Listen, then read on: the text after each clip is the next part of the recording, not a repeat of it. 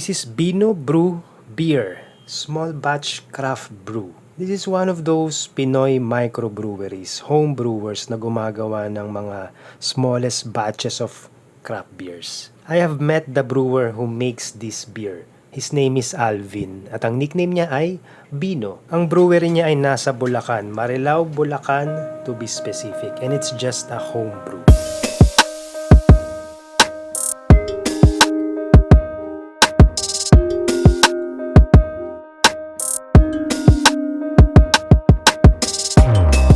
This particular can is blonde ale. At first time kong matitikman ang blonde ale na gawa ni Bino. Natikman ko na yung pale ale na ginawa niya in one of the Pinoy craft beer events na inattendan ko a couple of weeks ago. It was the Beer Dagulan Round 1. One-on-one competition ng pale ale. Ang kalaban niya nun ay si Oros Beer. At ang nanalo nung round 1 na yon ay si Bino. But that was pale ale. What I'm holding now is Bino's blonde ale. And today, in this episode, titikman natin ito.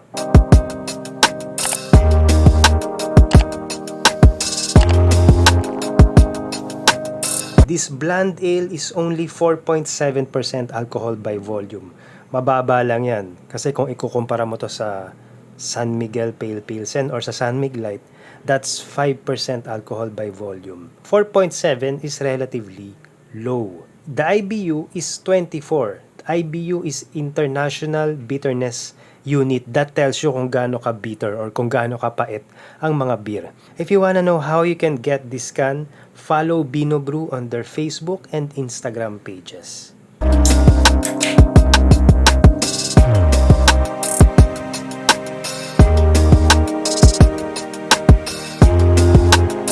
Very nice.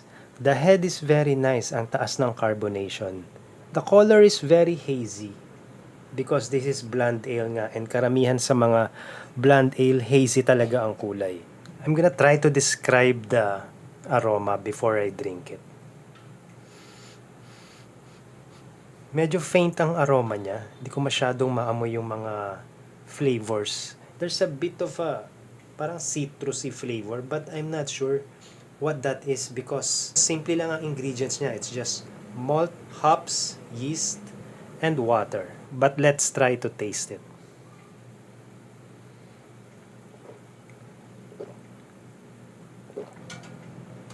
Oh, it's not as sweet as I expected. I was expecting some sort of sweetness to it, pero nagulat ako kasi hindi siya ganong katamis. I don't know why I was expecting sweetness. And yung bitterness niya sa lalamunan, parang a little bit higher than I expected.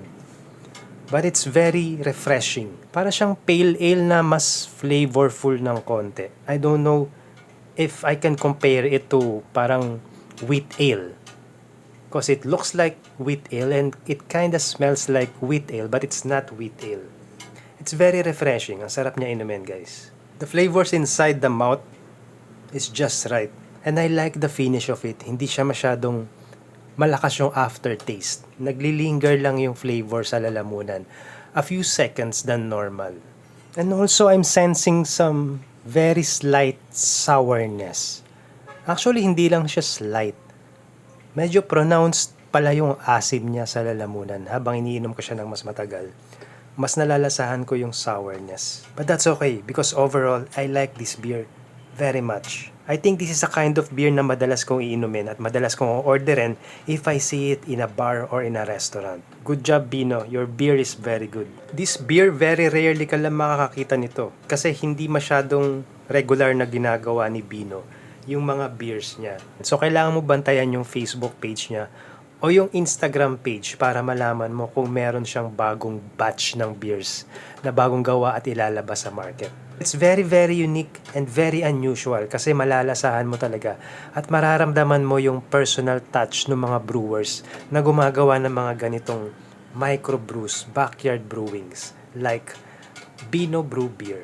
And if you wanna watch the event kung saan nanalo si Bino Brew sa beer competition 1 versus 1, that's an event called Beer Dagulan. Check out this video. Thank you for watching, guys, and see you in that episode. Cheers!